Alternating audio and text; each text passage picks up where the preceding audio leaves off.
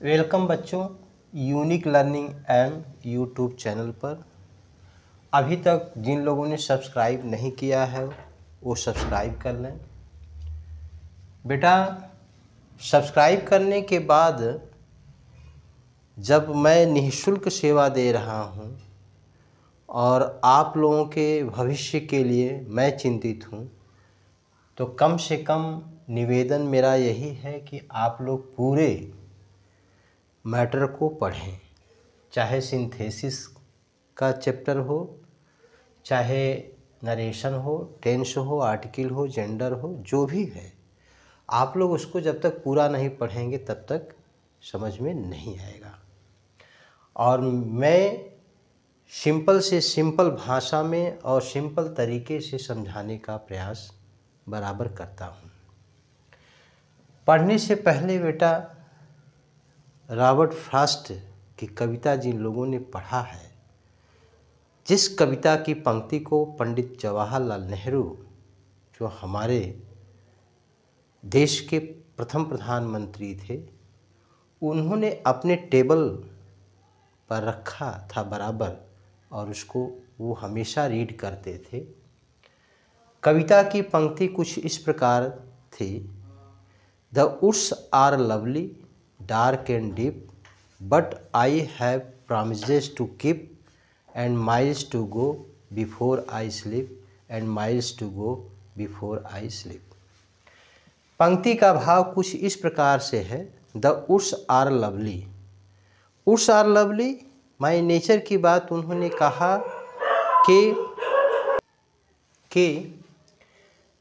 प्रकृति बहुत सुंदर है। The woods are lovely, dark and deep. Lovely है, लेकिन उस लवली में अंधेरा भी छिपा हुआ है, डार्क है, डीप है। But I have promises to keep, लेकिन मैंने लोगों से वादा ये किया है ये निभाने के लिए कि miles to go before I sleep, and miles to go before I sleep. माने मीलों जाने से, miles to go before I sleep, सोने से पहले मुझे मीलों जाना है, सोने से पहले मुझे मीलों जाना है। तो वो कहना क्या चाहते थे रॉबर्ट फ्रॉस्ट? इस पंक्ति के माध्यम से समझाना चाहते हैं कि व्यक्ति को निरंतर हमेशा अपने गोल की तरफ प्रयासरत रहना चाहिए, और ये लोगों से ये एक वादा ले कि मुझे जीवन में कुछ करना है, तभी बेटा कामयाबी मिलती है।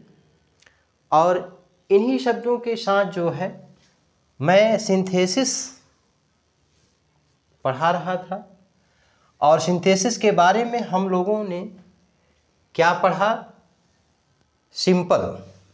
अभी कंपाउंड और कॉम्प्लेक्स बाकी है। तो सिंपल में मैंने क्या बताया था? एक छोटा शार्ट में उसका संक्षिप्त शब्द दे करके पनोई नापा, जिसमें पनोई में हम लोग पार्टिसिपल पढ़ चुके हैं, प्रेजेंट पास्ट परफेक्ट पढ़ चुके हैं। आज हम जो है पनोई नो का मतलब हमने ये पनोई नापा हमने इसलिए दिया है कि सिंपल में, ताकि पनोई नापा आप समझ ले कि ये सिंपल में क्या क्या पढ़ना है। 7 पॉइंट पढ़ना है पनोई नापा। तो इस आधार पर कि बच्चे भूल न जाएं, ये हमेशा याद रहेगा। तो नो नॉमिनेटिव एब्सोल्यूट, आज हम लोग नॉमिनेटिव एब्सोल्यूट के बारे में पढ़ेंगे। दूसरा पॉइंट पढ़ेंगे। नोट में हमने लिखा है मोर देन वन सब्जेक्ट, एक सब्जेक्ट से ज़्यादा इसमें पाए जाते हैं सब्जेक्ट। अभी तो पार्टिसिपल में जो आपने पढ़ा था उसमें एक सब्जेक्ट था, लेकिन इसमें एक से ज़्यादा सब्जेक्ट पाए जाएंगे। एंड बोथ आर फ्री, और दोनों सब्जेक्ट स्वतंत्र रहेंगे। कहने का मतलब यह नहीं कि he took his food, he went to school, he दोनों में आया है, ऐसा नहीं रहेगा, दोनों डिफरेंट रहेगा। एंड रिलेट कैजुअल रिलेशन, और दोनों का एक कारण संबंध होगा, उन दोनों के बीच में एक कारण संबंध होगा कि क्या कारण है, एक उनका कारण संबंध होगा, कारण की संबंध स्थापना होगी। ठीक है, जैसा कि हमने एग्जाम्पल 1 में लिखा है, the sunrise rose we left the school, the sunrise rose we left the school. पहला जो सेंटेंस है द सन रोज माने सूर्य उदय हुआ, वी लेफ्ट द स्कूल हमने स्कूल के लिए चल दिया। ठीक है, तो कहने का मतलब दोनों देखिए मोर देन वन सब्जेक्ट, एक सब्जेक्ट से ज़्यादा सब्जेक्ट पाए जाएंगे। The sun is subject and we is also subject, we भी सब्जेक्ट है, द सन है, और बोथ आर फ्री, दोनों फ्री है, स्वतंत्र है। माने सन भी वी से बिल्कुल फ्री है, दोनों में वी नहीं है, दोनों में सन नहीं है। समझ में आ गया। एंड रिलेट कैजुअल रिलेशन, और दोनों में कारण संबंध ही, कारण एक संबंध पाया जाता है, दोनों का एक कारण संबंध स्थापित होता है। तो कारण है सूर्य उदय हुआ और हम लोग जो है स्कूल के लिए चल दिए, तो है तो कारण है ना बेटा। तो यहाँ पर जब इस तरह से दोनों जो है रहेंगे पास्ट इंडेफिनिट टेंस में, तो ये कैसे कंबाइन करेंगे, किसका कॉम्बिनेशन कैसे होगा। सिंथेसिस के अंतर्गत हमने यहाँ पे लिखा है सॉल्यूशन में द सन हैविंग राइजन, तो हम क्या करेंगे कि जो सब्जेक्ट है कर्ता के बाद या क्रिया के पहले हम हैविंग का प्रयोग कर लेंगे, और जो वर्ब है क्रिया है जो सेकेंड फॉर्म में है उसको थर्ड फॉर्म में कर देंगे। तो द सन हैविंग राइजन, सूर्य उदय होने पर, अब यहाँ पर आ गया, उसमें कर था हुए था, इसमें पर आ गया, द सन हैविंग राइजन। अब बाकी सेम वही चीज़ लिख देंगे, वी लेफ्ट द स्कूल। ठीक है, सूर्य उदय होने पर हम लोग स्कूल के लिए चल दिए। दूसरा एग्जाम्पल हमने यहाँ पे लिखा है सेपरेट में, द टीचर वॉज एब्सेंट, अध्यापक अनुपस्थित थे। The boys left the class, लड़कों ने क्लास को छोड़ दिया। ठीक है, क्योंकि अध्यापक अनुपस्थित थे, तो दोनों का एक कारण है कि कारण क्या था, तो कारण का रिलेशन हो रहा है कि नहीं। अध्यापक अनुपस्थित थे और लड़कों ने जो है क्लास को छोड़ दिया, तो जहाँ पे is are am was were आएगा वहाँ हम बीइंग का यूज़ करेंगे। किसका यूज़ करेंगे, बीइंग का। लेकिन एब्सेंट जो है अनुपस्थित थे, ये कोई क्रिया नहीं है, ये क्रिया नहीं है, इसको वाज को ही मुख्य क्रिया मान लिया गया। ठीक है ना, वाज।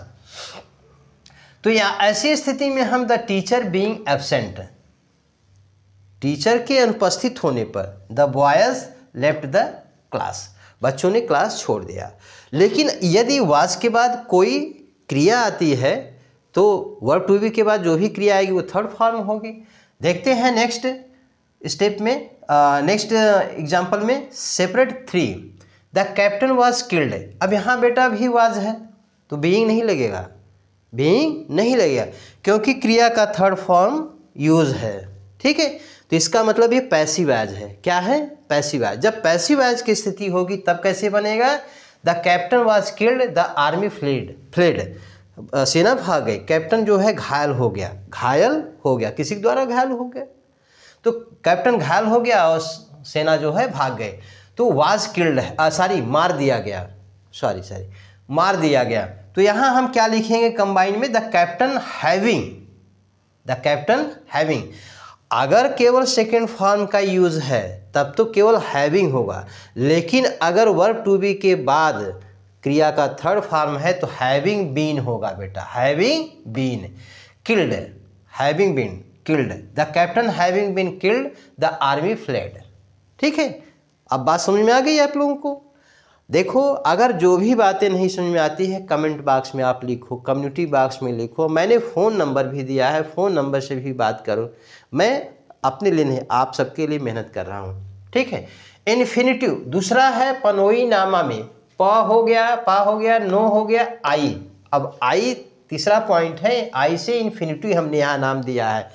तो इन्फिनिटिव में नोट में हमने क्या लिखा है, the verb should purpose, the verb shows purpose two is use before. क्रिया जो है द वर्ब माने अगर कोई क्रिया है वो पर्पज माने किसी उद्देश्य को शो करता है, दिखाता है, प्रकट करता है, कामा हमने लगा दिया, तो टू इज यूज्ड बिफोर, तो टू का प्रयोग उसके पहले किया जाता है। किसके पहले, क्रिया के पहले। किसके पहले किया जाएगा, क्रिया के पहले बेटा, वर्ब के पहले। ठीक है। अगर क्रिया उद्देश्य प्रकट करता है तो टू का प्रयोग जो है क्रिया के पहले हम प्रयोग करते हैं। उदाहरण के रूप में यहाँ एग्जाम्पल हमने 1 दिया है, आई हैव 5 बुक्स, मेरे पास 5 किताबें हैं। I have to read them, मुझे उनको पढ़ना है। क्या है? पढ़ना है, या मुझे पढ़ना पड़ता है। ठीक है, हो गया। हैव टू हैज़ टू का प्रयोग बाद में बता देंगे हम। तो I have 5 books, I have to read them. तो यहाँ हम कैसे लिखेंगे? इन्फिनिटी में हम जानते हैं कि मुख्य क्रिया के पहले टू लगाया जाता है, और जीरंड में क्या है कि मुख्य क्रिया के लास्ट में आईएनजी हम जोड़ते हैं। क्या करते हैं? लास्ट में आईएनजी। जैसे गो है तो गोइंग होगा, सी होगा तो सीइंग होगा, और इन्फिनिटी में क्या होगा? टू गो टू सी हो जाएगा। गो के मुख्य क्रिया के पहले टू लगा दें। तो आई हैव कंबाइन में हमने लिखा है आई हैव 5 बुक्स।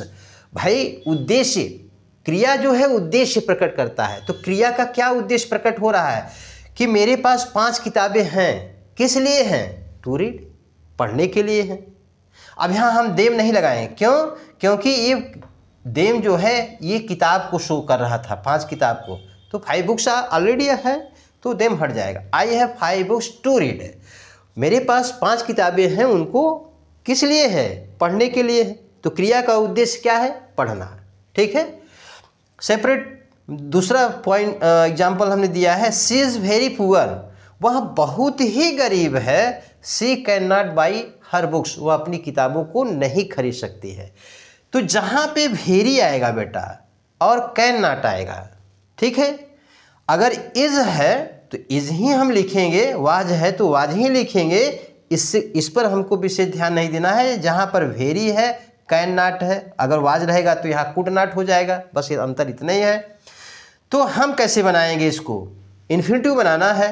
तो सी इज़ वेरी पुअर, वह बहुत गरीब है। She can not buy her books, वो अपनी किताबों को नहीं खरीद सकती है। तो क्रिया का उद्देश्य क्या है? नहीं खरीद सकती है। क्रिया का उद्देश्य क्या है? नहीं खरीद सकती है।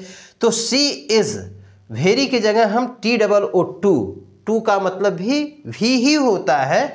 तो सी इज़ टू पुअर। अब सी दोनों में है, सी दोनों में है। यहाँ ये नॉमिनेटिव में दोनों नहीं होगा, लेकिन किसी में हो, इन्फिनिटिव में दोनों भी हो सकता है। She is too poor. अब can not, she can not हट जाएगा। अब बाई है मुख्य क्रिया, तो बाई के पहले हम टू लगा देंगे, टू बाई हर बुक्स। तो she is too poor to buy her books, वह अपनी किताबों को खरीदने में भी गरीब है। वेरी का मतलब बहुत गरीब है, या भी गरीब है। टू का मतलब भी होता है, भी बहुत गरीब है, मतलब वो इतनी गरीब है कि वो खरीद नहीं सकती है। ठीक है बेटा, इसका प्रयोग ट्रांसफॉर्मेशन में भी आएगा, तो बताएंगे हम। ठीक है, इस तरह से पनोई नामा का यह जो है 3 पॉइंट समाप्त हुआ। प नो ई। अब नामा में, नापा में चलेंगे, यन पढ़ाएंगे अगला चौथा पॉइंट। ठीक है बेटा, पढ़ते रहना। ओके।